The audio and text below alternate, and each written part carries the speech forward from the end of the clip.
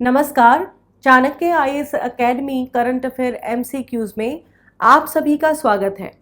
तो चलिए देखते हैं आज का पहला प्रश्न।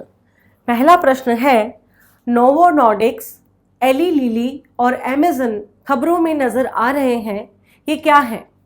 ऑप्शन ए है विमानन कंपनियां, ऑप्शन बी है उर्वरक और बीज कंपनियां, ऑप्शन सी है हेल्थ केयर और फार्मास्यूटिकल कंपनियां, ऑप्शन डी है क्रिप्टो करेंसी से संबंधित कंपनियां। इसका सही उत्तर है ऑप्शन सी, हेल्थ केयर और फार्मास्यूटिकल कंपनियां।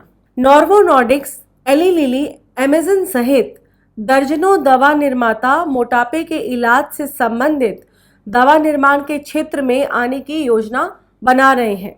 इस बाजार का आकार 100 अरब डॉलर का है। इसमें भविष्य में दवा के रूप में ओरल ऑप्शन को भी शामिल किया जाएगा। दूसरा प्रश्न है, विश्व हाथी दिवस निम्नलिखित में से किस दिन मनाया जाता है? ऑप्शन ए है 6 अगस्त, ऑप्शन बी है 12 अगस्त, ऑप्शन सी है 18 अगस्त और ऑप्शन डी है 24 अगस्त। इसका सही उत्तर है ऑप्शन बी, 12 अगस्त। एशियाई हाथी जनसंख्या और जनसांख्यिकी अनुमान 2023 पर एक अंतरिम रिपोर्ट के अनुसार कर्नाटक में हाथियों की संख्या 346 तक बढ़ गई है, जो 2017 में अनुमानित 6049 से बढ़कर अब 6395 हो गई है, जो देश में सबसे अधिक है। उनकी जनसंख्या सीमा 5914 और 6877 के बीच में होने का अनुमान है। लुप्तप्राय प्रजातियों के रूप में वर्गीकृत इन जानवरों के संरक्षण और सुरक्षा के महत्व के बारे में जागरूकता पैदा करने के लिए 12 अगस्त को मनाए जाने वाले विश्व हाथी दिवस से पहले यह रिपोर्ट जारी की गई है। तीसरा प्रश्न है, इंडो जापानी लूनर पोलर एक्सप्लोरेशन मिशन के बारे में निम्नलिखित में से कौन सा कथन सत्य है? कथन एक है, भारत जापानी चंद्र ध्रुवीय अन्वेषण मिशन की परिकल्पना चंद्रमा के अंधेरे पक्ष का पता लगाने के लिए की गई थी, यानी वह पक्ष जो लगातार पृथ्वी से दूर रहता है।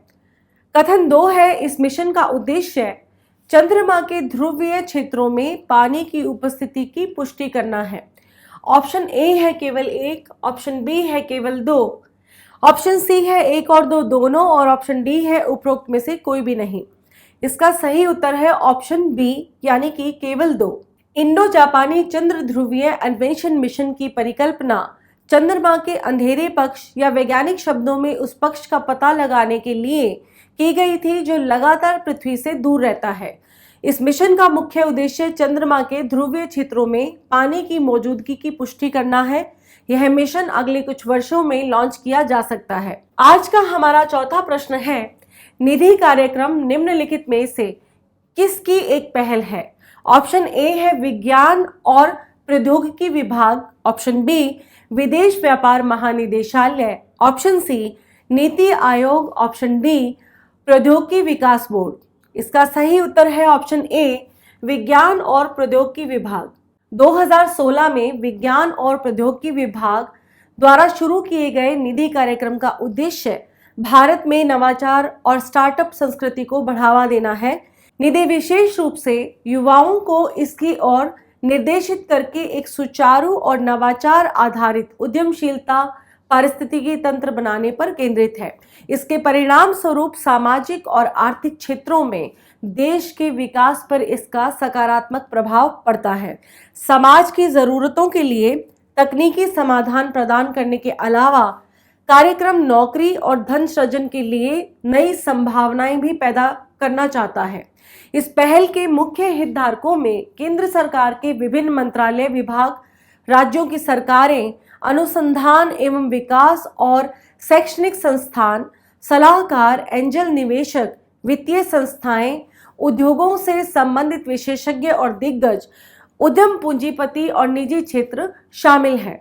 आज का पांचवा प्रश्न है, हरित खनिजों के बारे में निम्नलिखित कथनों पर विचार करें। कथन एक है, हरित खनिज स्वच्छ ऊर्जा प्रौद्योगिकियों में परिवर्तन का समर्थन करने के लिए आवश्यक खनिज है। दूसरा कथन है, हरे खनिजों में बॉक्साइट, कोबाल्ट, तांबा, लिथियम, ग्रेनाइट, मैग्नीज और निकल शामिल हैं। उपरोक्त में से सही कथन का चुनाव करें। ऑप्शन ए है केवल एक, ऑप्शन बी है केवल दो, ऑप्शन सी है एक और दो दोनों, ऑप्शन डी है ना तो एक ना ही दो। इसका सही उत्तर है ऑप्शन सी, एक और दो दोनों।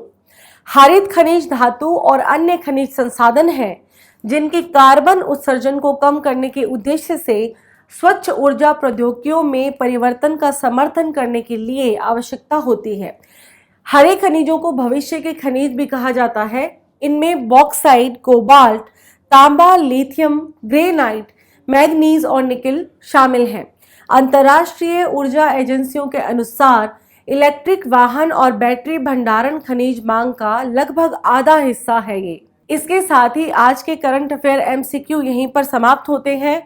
हम कल फिर मिलेंगे नए प्रश्नों के साथ। आप हमारे YouTube चैनल को लाइक, शेयर और सब्सक्राइब जरूर करें। धन्यवाद।